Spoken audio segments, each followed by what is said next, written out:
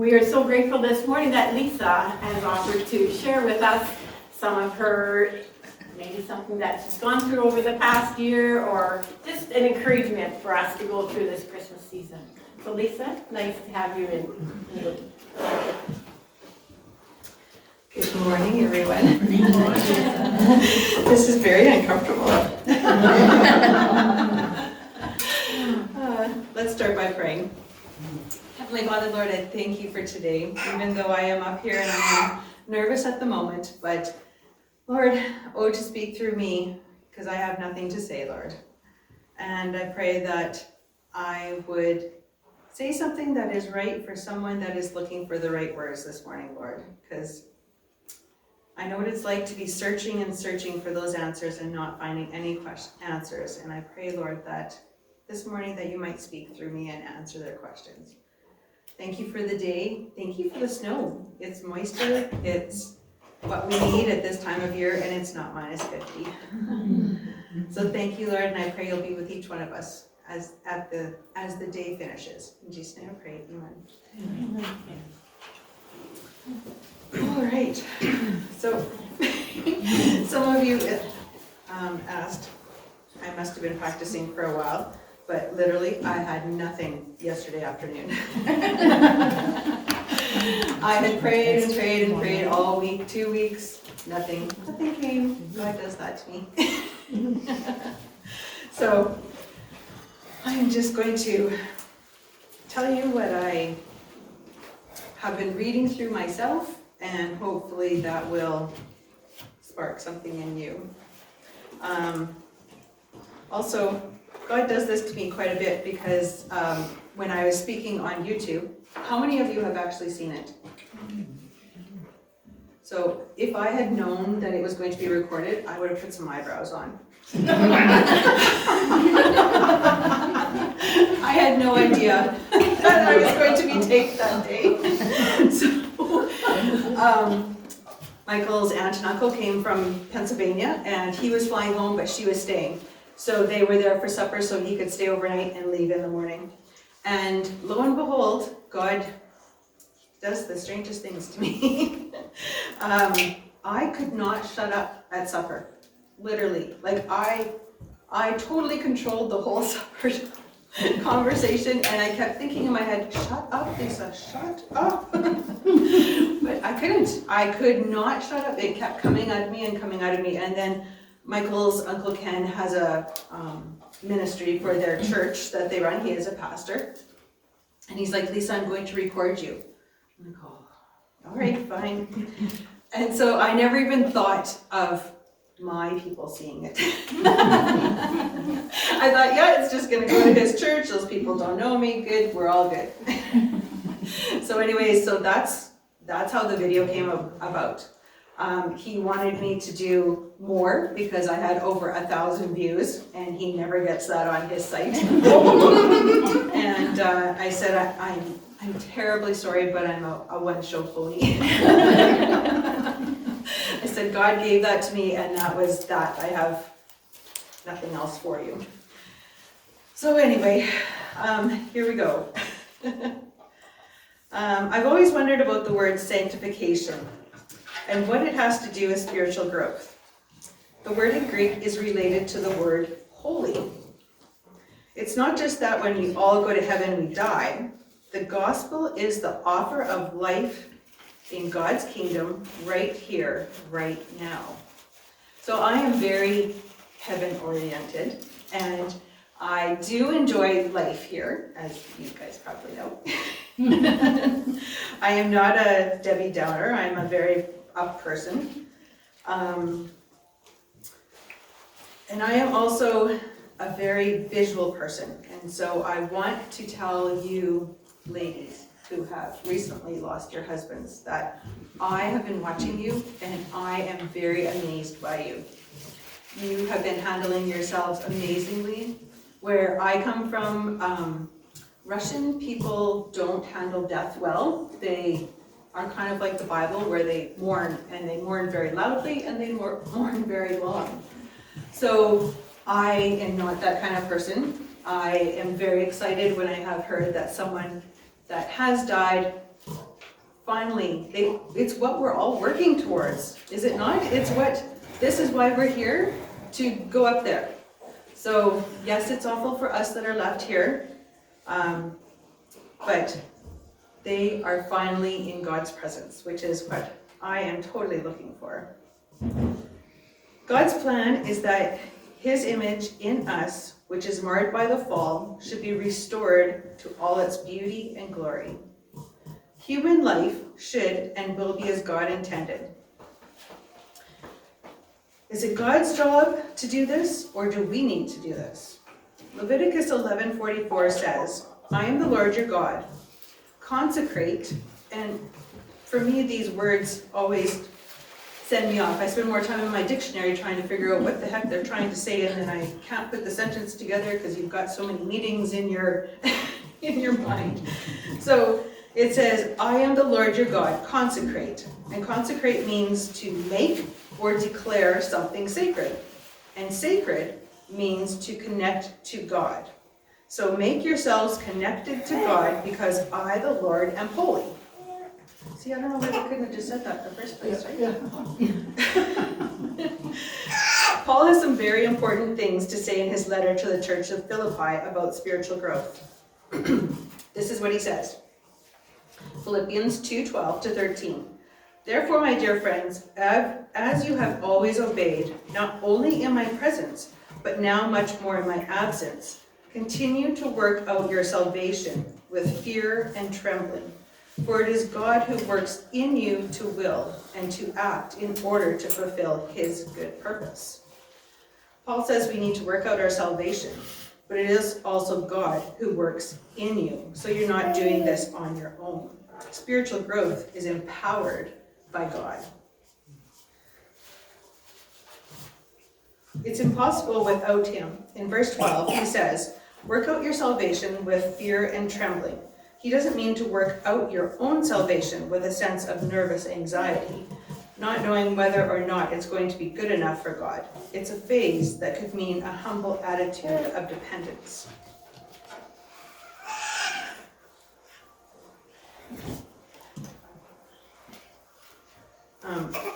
When I say fear and trembling, I know that we have made God into a very kind, soft person. And that is what He is, but that's not all of Him. He is also someone that could strike you with lightning. And He is God. We need to remember when we are dealing with Him that ultimately He is God. His way is what our way should be, and that's what we want. But I also feel like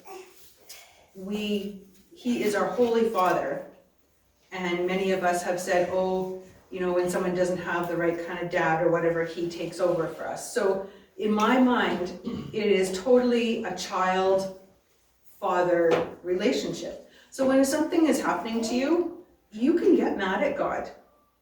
God does not expect you to stay, oh, whatever, Lord, and here it goes. And it's okay to say, you know, God, this really sucks. I am upset with you.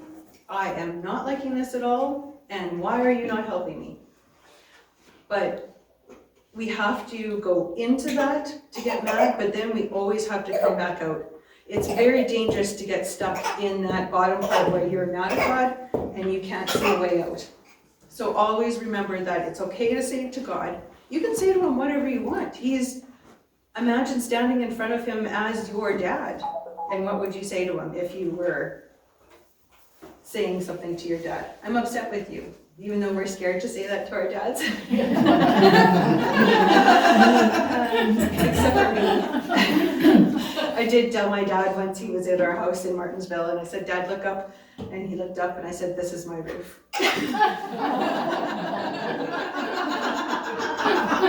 Yes, that's the kind of child I am. How old were you? I was married. Oh. It was my roof. So you can stop telling me what to do in my house. All right, I'm going to give you an analogy about a sailboat and a motorboat. So in a motorboat, the person is in control. You've got the motor, you've got the steering, I'm going to start the engine, I'm going to control the speed, I'm going to go wherever I want to go. I'm in control with the motorboat. Sailing is a different story. If I have a definite role to play. I have to hoist the sails, steer the rudder, and so on. So I am utterly dependent on the way the wind blows. So there's no room for pride on a sailboat or false idea that I'm in control, because if the wind doesn't blow, I'm not going anywhere. When the wind blows, things, on the other hand, are amazing. It says in John 3:8, the wind blows wherever it pleases. You hear it sound, but you cannot tell where it comes from or where it's going. So it is with everyone born in the Spirit. People are tempted to think of spiritual growth as an optional part of Christianity. Take it or leave it. But the truth is, you're being spiritually transformed. Everyone is. Oops. In Romans 12, Paul says, don't be conformed by the world, but be transformed by the renewing of your mind.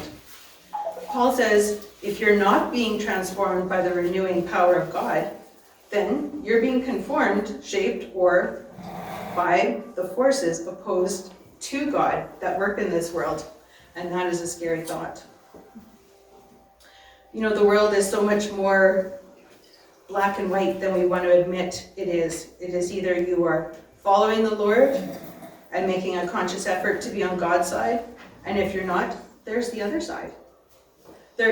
We live in a society where there are so many in-between pieces, but ultimately it's God's way or it's Satan's way. There's no in-between. I've decided to work as hard as I can to please the Lord, because this is what gives me the most joy in my life. As time has gone on, and without the return of the Lord, we have grown to accept the gray. This is very dangerous in our walk with the Lord. This is why I want to encourage you to visualize going to heaven. How does that make you feel? I heard it said once that if you were going to Disneyland, someone said, oh, here's your ticket, you're going to Disneyland in 3 months. How would you feel? Would you be sad? Would you be excited? Would you be, oh yes, I just can't wait, those 3 months are just taking so long? That's how we should be excited for heaven. We have tickets to heaven, and we should be excited to go. Are you thinking, oh please, not yet, I want to see my kids grow up, or them get married, or have grandbabies, and we think, surely the Lord agrees with us. No, you have just made your family a priority over the Lord. And which is very hard for us women, is it not? We want to see all those steps that our family is going to go through. But we always have to be checking ourselves to see what do we have before the Lord. Change those priorities. The other thing I feel very strongly about is ending generational sin. It's something that we don't talk about very much. I know most people don't even know what it is. But in my family, someone had asked me why all 3 of my children follow the Lord, because that is not normal. And I thought, oh, I never thought of it that way, I guess. In most families that all 3 kids don't follow the Lord. It could be because they have no choice, because I am that kind of mom. But the other thing is that I recognize in our families, both sides, Michael's and mine, that there's generational sin, and I have prayed to end the generational sin so that my kids will not carry on.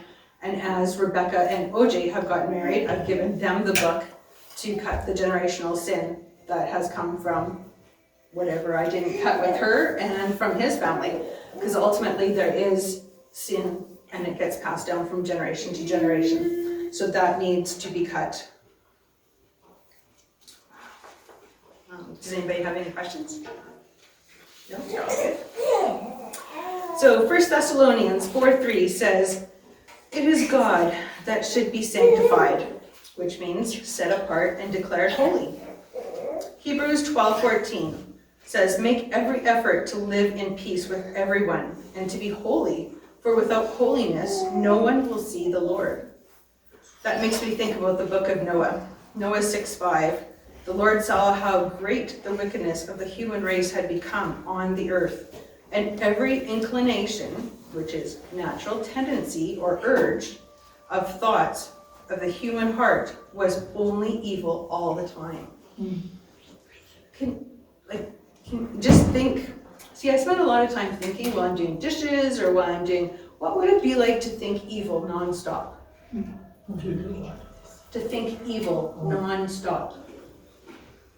Like what that must do to your personality or your outlook on life or just being around you. Like, and evil doesn't have to be, I don't know, totally evil, like as whatever we could imagine. But evil also is thinking God's not important. We don't need him right now. Because, right, we're looking at black or white. So good or evil.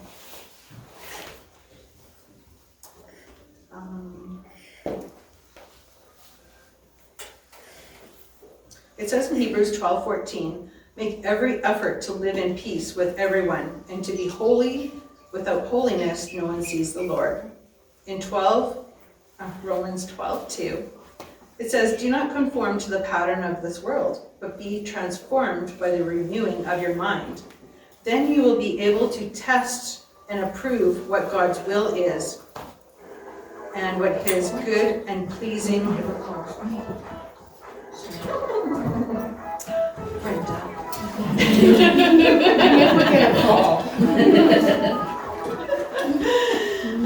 then you will be able to test and approve what God's will is, his good and pleasing and perfect will.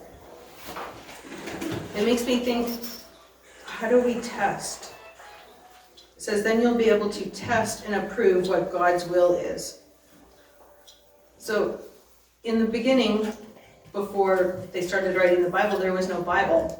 So how did they know if they were doing good or they were doing evil? How did they test it? Did it just come to them?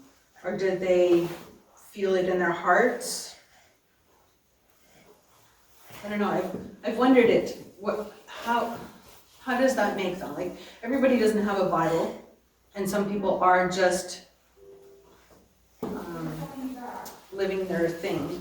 But now that Christ has died, we have to ask Jesus into our heart in order to get to heaven. So that part is different, because then they just had to do a sacrifice. But we can test what is right and what is wrong. So it's back to talking to God and asking him questions, not being scared of him. Testing, saying, is this right? Is this wrong? And then have the conversation. I talk to myself a lot. I thought, wow. I didn't realize I talked to myself so much, but I do. And I have the conversation, what do you think of this? And then something will come into my head, oh, I wonder, what is it? And I kind of work it out that way, that things come in, and I talk it out, and I come in, and I work it out that way. And then I think I come to a conclusion that I understand myself, and I feel that that is God talking to me. That is how him and I communicate, through my thoughts, because I want desperately just to please him. So because I desperately want that, I totally trust that my thoughts that I work through are ultimately his desires for me. Do everything without grumbling and arguing. It's a good one for kids. It is easy that when we get out for supper and we're with someone at coffee or whatever, wherever we are, it's so easy to talk to each other about, so how'd you feel about how long the sermon was? Right? And there it goes from there. Yes. But instead of, what did you get at the sermon? Well, that's a whole different story that we should be talking more about. What did you get out of it? Tell me how it impacted you. And if you say you didn't get anything out of the sermon, then that also needs to be addressed. It's a total mind change. Robin used to go to a psychologist, and the psychologist would say, you just need to change your mind about things. You have to stop where you are and start thinking about something else. And before we started going to the psychologist, I call that changing the channel. So sometimes when things pop into our heads, we have to change the channel. And then we start again and we change the channel. You just don't let yourself go into that area, then you won't be dwelling in that area. You have to change the channel, make a very, very conscious effort to, oh, look at those flowers are beautiful over there, or, oh, I need to do this. Change the channel. Don't keep thinking where you are thinking.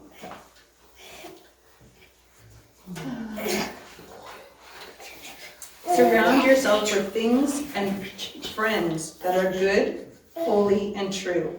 I think ultimately the goal is to live a Christ-centered life, that we would do and say the things that Jesus would do and say if he was here in our place. And that's all I have. So if you guys want to ask me questions, I am an open book. I'm not scared to tell you anything that's been going on in my life. Is there anything you're wondering about cancer or, I don't know. Don't be scared. Yes? I don't know you very well, so I'm just wondering if you could give a tiny brief testimony or something about Okay, so, yeah, my name is Lisa. We've been coming to this church for 20 years, I think, right? Rachel's, well, 22 years, maybe. And when we first started coming, it was a rocky road for me because I was pregnant with Rebecca and I herniated 2 discs in my back. So when I was pregnant with her, right after, I thought, oh good, as soon as I have her, this pain will be gone. It was not gone. It was very much, so much there, so much pain. And I ended up having surgery 2 months after she was born. And it got to the point where I couldn't actually walk. I was in bed at my mom and dad's. And my mom would bring Rebecca to me to be fed, and that's all that I saw of Rebecca. Rachel stayed at home with Michael. She was in kindergarten. And Marilyn always says that she said that Rachel said when you first met her that, oh, my mom just left. My mom just moved out. So what happened is, yeah, I had surgery. I went to the hospital and I weaned Rebecca off of me, but I kept pumping so that I could finish feeding her because she was only 2 months. So that in itself was a huge thing on the orthopedics ward. I only saw men, nurses, and they are very scared of breast milk. Like I would give them the cup and they would hold it like this. Yeah, I'm like, and you need to change my sheets. Yeah. I'm like, oh. I'm like, okay, get over it. You know you're a nurse. The next, what happened next? Is it the kids? Next, the kids were driving to Saskatoon. We were meeting them. I was in Humboldt teaching and Michael was in the city having a haircut. And the kids were driving to the city to meet us and they T-boned a man on the grid road. He went through the yield sign and Rachel, being a 16-year-old driver, assumed that everybody follows the rules. So she didn't slow down for this man. She just thought, it's my way to go, and she went and she smacked him and smacked him good. She was in a coma for 10 days. She's in the hospital for 3 months. So that was a very long walk with her, and it still is. She's still, there's still things that go on, and we still comment on, look how much open you are now, because she closed herself off. She, in the hospital, she got attached to a nurse. She became this very needy, I don't know what, but anyway, she got, oh, it's okay. He's not bothering me. She got attached to this nurse, and the nurse let her get attached to her, and the nurse was getting married, and Rachel is helping her and talking about all kinds of wedding things. And then one day the nurse came and said, I'm sorry, but this is over. I'm the nurse, you're the patient, we're done. Rachel was devastated. She just, it totally took the wind out of her sails, and she pulled into herself a lot. So even though she goes to camp every single year, which is a blessing because if she didn't have this car accident, she would never be able to go to camp because she was working before the accident, therefore she gets paid by SGI a certain wage. And so, What camp? Ranger, Oh. yeah.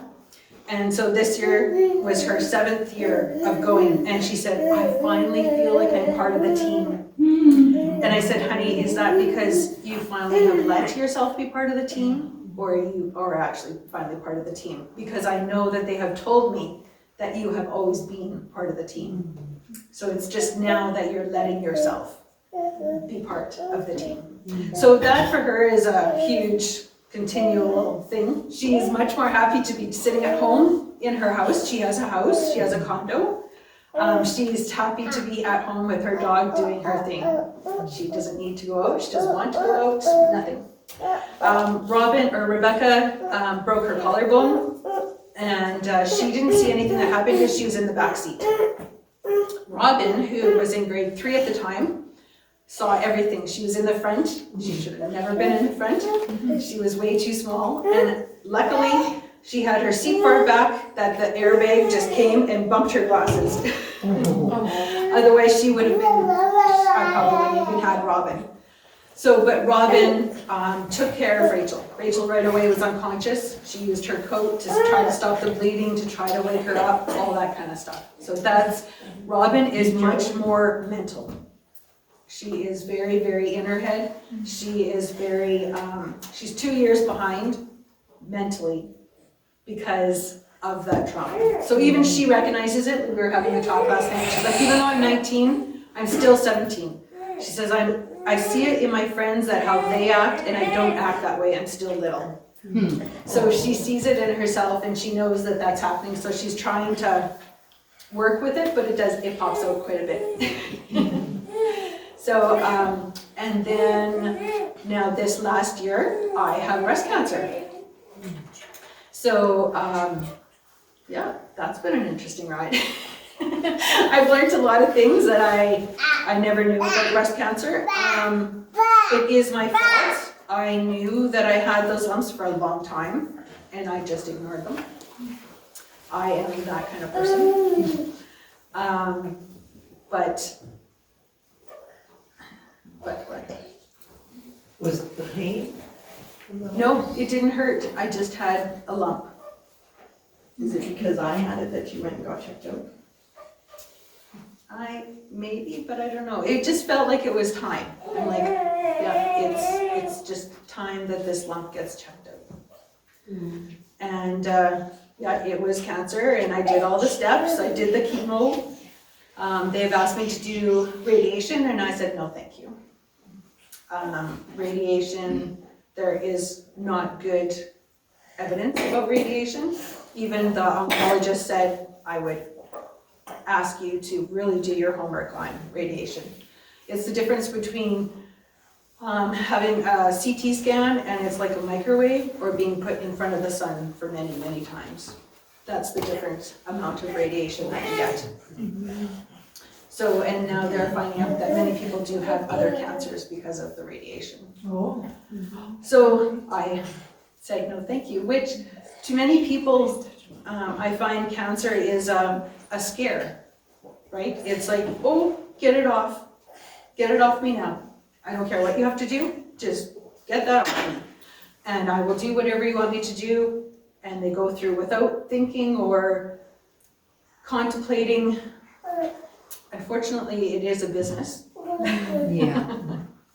At the end of the day, it is a business, you know, and all they say constantly is, this is the gold standard.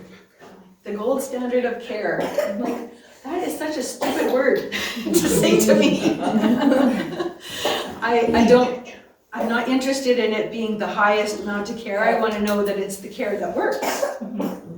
So, and they're very scared, the doctors are very scared to talk to you, right? They come in and they don't know, is this person gonna freak out?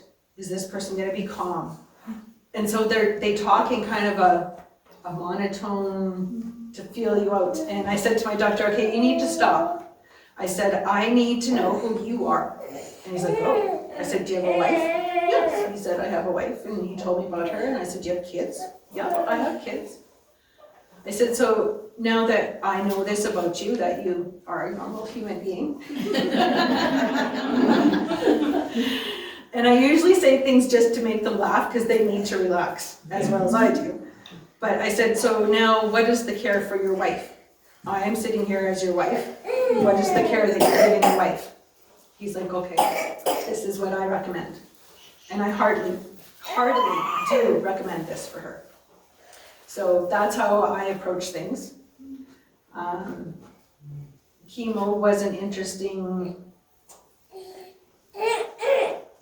how. Yeah. It's just a place that everyone goes with a sad look on their face to get pumped full of antifreeze. I always say it's my antifreeze day. And some people are funny. There's still some people that are funny, but there's a lot of ladies. It's usually the men that are funny. And the ladies are just very sad. You know, like they come in and their hair is terrible. There was one lady that she had been losing her hair, but she didn't lose it. She was just losing bunches. And so the back of her hair was like a whole bunch of poked holes. And I thought, oh, heavenly days, lady, you look like you were pecked by a chicken. And I want to tell them, you don't have to feel that way. There is no reason for you to feel so, because that is part of your getting better, is how you feel about yourself. And I'm not saying that my cancer won't come back, and then I'm not saying I won't die from it yet. Who knows? But it is what it is. There's nothing I can do to change it. It is just part of me. I have to go through it, and here I shall go. And that's my testimony, I guess. Thank you. Sometime in church, you did mention though that you were hoping when you went for chemo that you could witness to the people around you. And I learned very quickly that people don't want to talk to me. Oh. Yeah, so it was very hard to witness, yeah. Because I said that the women, they were very sad. Yeah. And me, I'm not. And so I had a hard time I could really, like, small talk with the other person, but most people come in with their blankets and their headphones and their snacks, because boy, are we hungry. Who knew? So you were the light in the room and light repulse. I guess, yeah, because I could have fun with the nurses. The nurses weren't sad. They were the ones that, you know, it got to the point where it was doing 6, 7, 8 pokes before they could get a line started in me. And they take turns. So you get 2 chances with each nurse. They're like, okay, take off, who's next? I'm like, who's next? Let's go. And I'm like, even if you can't find one, let's start one right here. Let's get this going. So it did become you know, there was times when like Jason had said, yesterday was Sunday, he had said that you get in your head that you're going to go through this. Right? And it was that way for chemo, and you would go in, and if your levels weren't right, or if your heart rate was up too high or something, you were like, I'm sorry, you can't have anything today. So then that did happen to me a couple times, and the first time I went outside and sat on the bench and I cried. And I thought, okay, I just need to get it out. You know, you have in your head only 7 more times, but now it's still only 7 more times because I have to miss this time. Yeah. So things like that, you know, and it was good. Rebecca dropped me off one day, but she actually came with me to my chair. You go and you, Lisa chair number, I forget, I think they had 50 chairs. And they go and they give you a chair number and they say, go sit in your chair number, whatever. So you sit in your chair and she's looking around and she's a very visual learner like I am. And I could tell she had a look on her face, but I didn't want to know what she was thinking at the moment. And then when I got back in the car, I said, honey, what were you thinking? What did you think upstairs? And she's like, I'm very sad that I came with you. She said, I didn't realize so many people were so sad and so close to death. And I said, yeah. And from what I've learned, I don't want to be mean to the older generation, but there's certain levels of the medication that they give you And they don't want to give you the hardest medication when you're a certain age. So really, they're just giving you a Band-Aid. We know. How old is that age?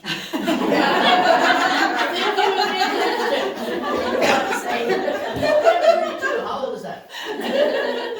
The doctor did say you're 50, so you should be able to handle everything as strong as we can go. He said the older we get, the 70s, the 80s, he said it's not good.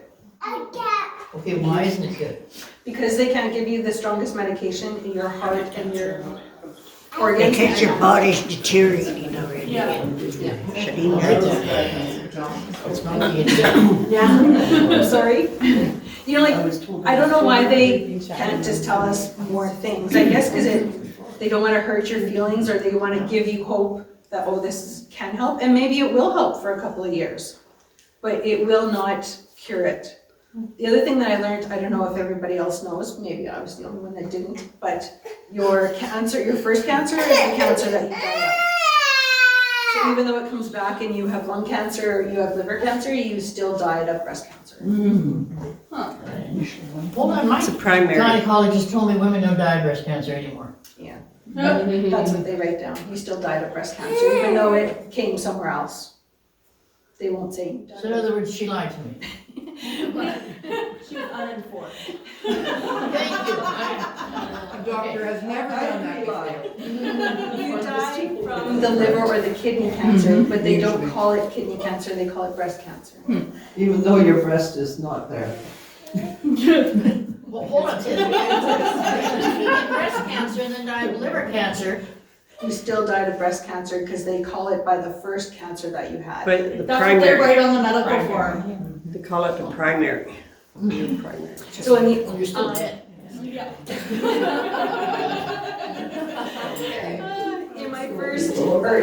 I'm waiting for surgery. I am waiting to see a gynecologist to have my ovaries out. Apparently it is bad for me to have any hormones whatsoever.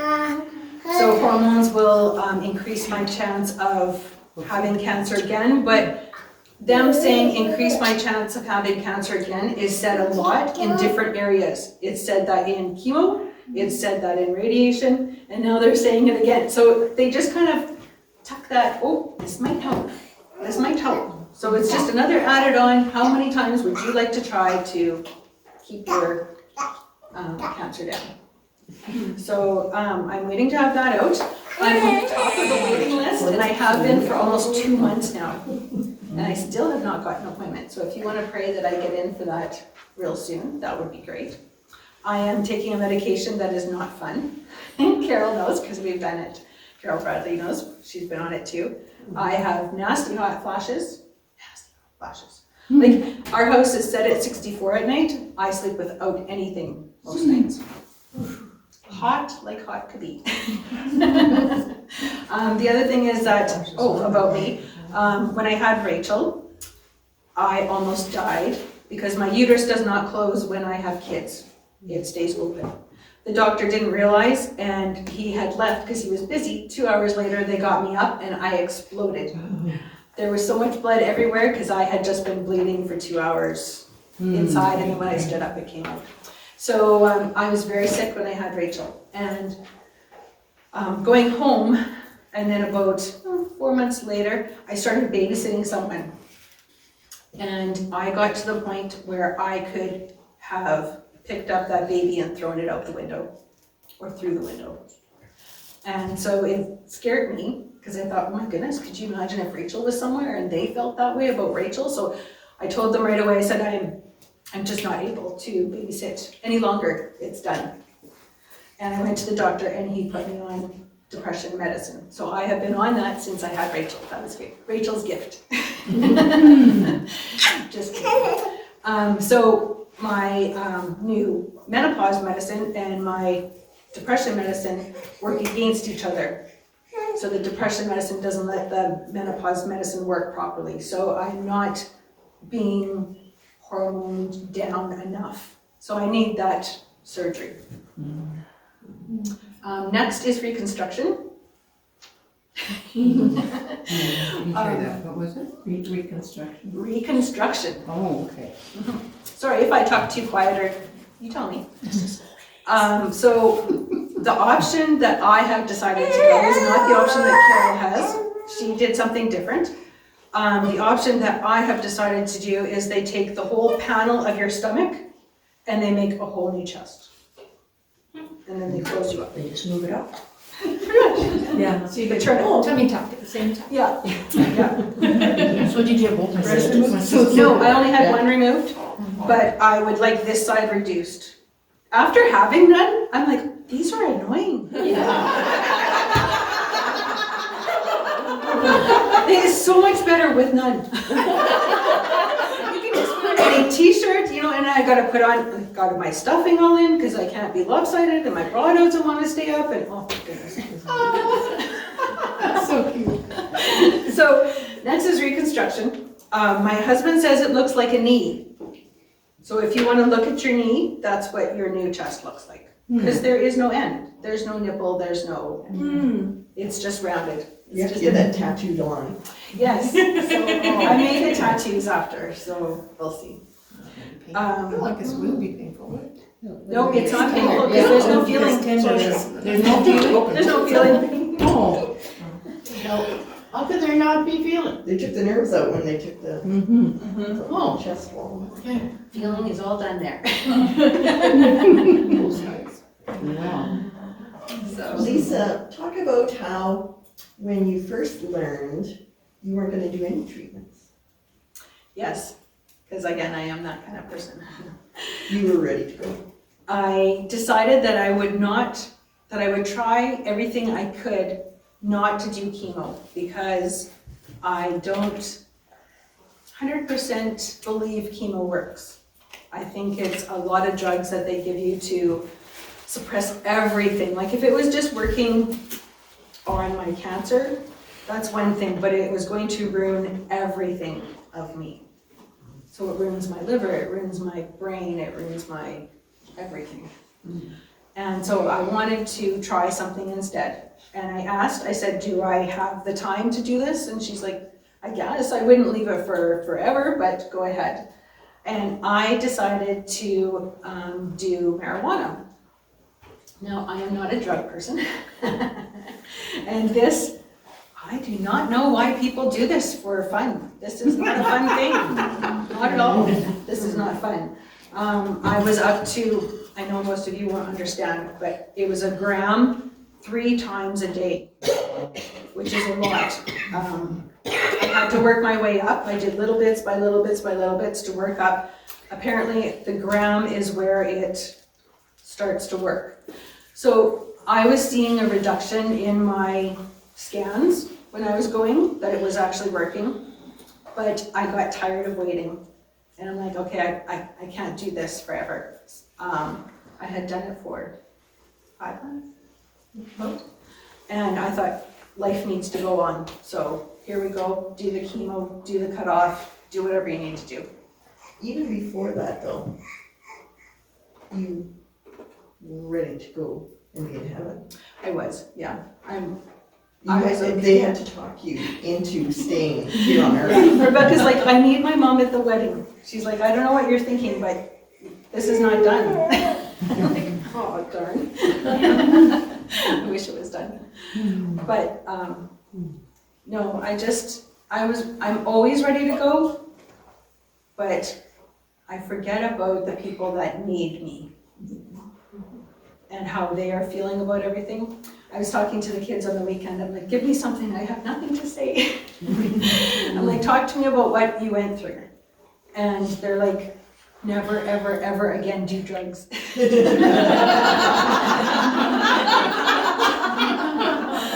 Robin's like, I just can't take that again. So how did it make you act when you were on there? I thought I was normal.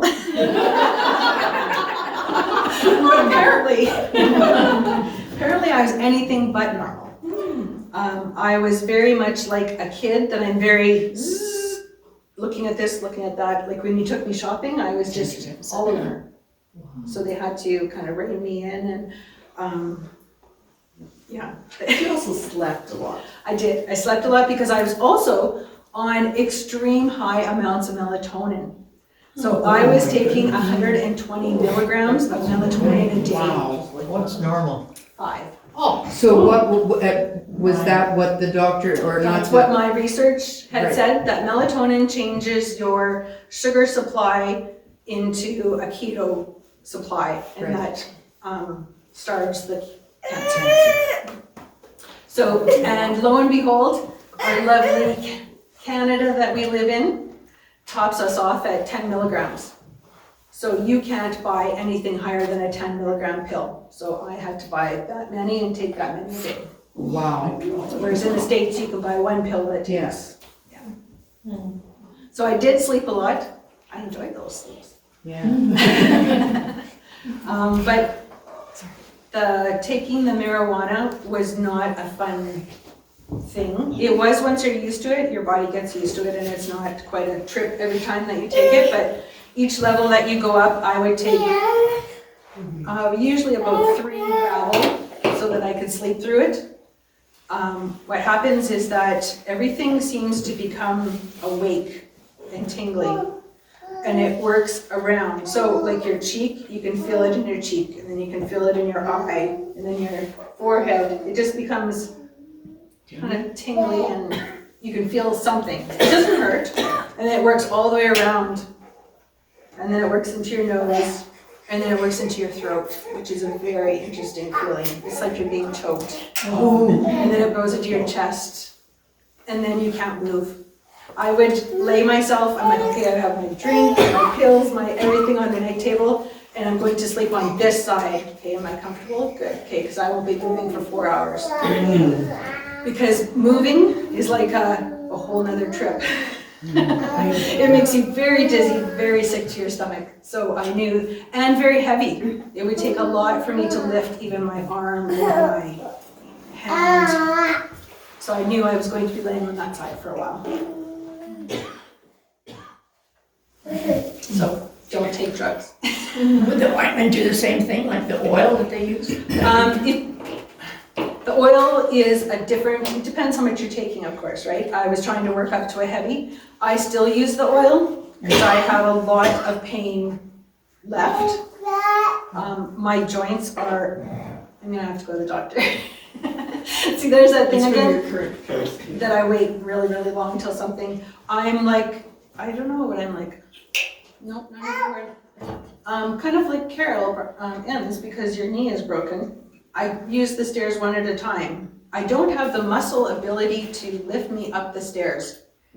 Or at night when I'm going to take off my blankets, it hurts really bad in here of this arm. So it's not necessarily my joints, it's my muscles that are hurting extremely bad.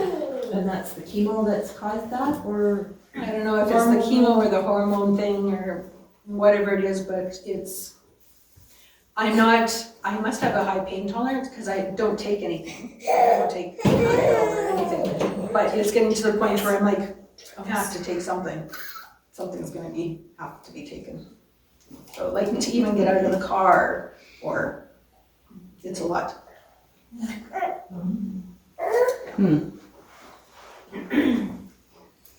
Well, thank you very much for sharing, and we can so much better pray for you and maybe see what others are maybe going through that we didn't realize.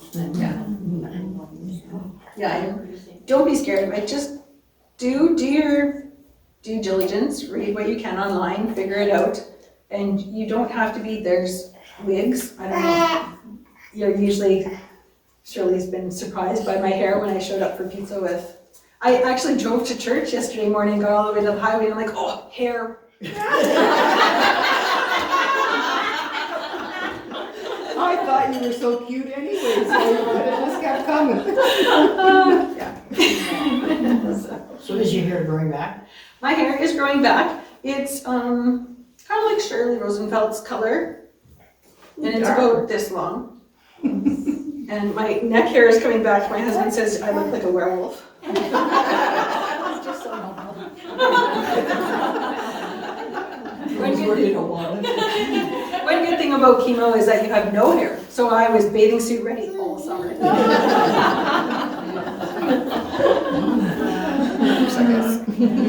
Yeah, feel free to talk to me whatever you want. Like I said, I'm an open book. Ask me questions.